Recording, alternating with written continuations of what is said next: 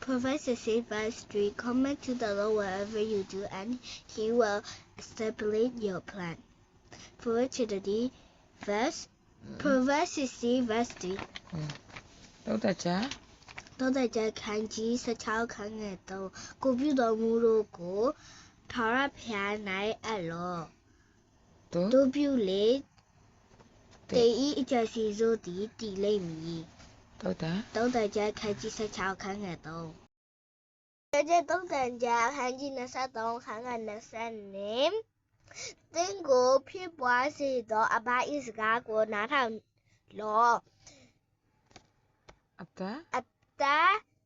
ဤ အသက်ကြီး အသက်ကြီးသောအမိကိုမထီမဲ့မြင်မပြုနှင့်တောတကြခန်းကြီး23ခန်း20နဲ့ Proverbs Proverbs 23 chapter 23 verse 22 Listen to your father who gave you life and do not despair your mother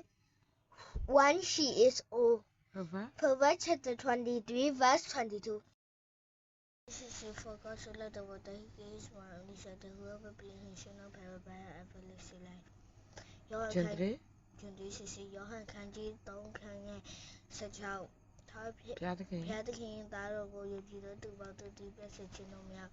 ထာဝရတက်ကိုရရှိခြင်းဟာမိမိ ဘုရားသခင် ဘုရားသခင်သည်မိမိ၌တပါးတည်းသောသားတော်ဆွေးနွေးမှုကလောကီသားတော်ကိုချစ်တော်မူယောဟန်ခန်းကြီး3ခန်းရဲ့16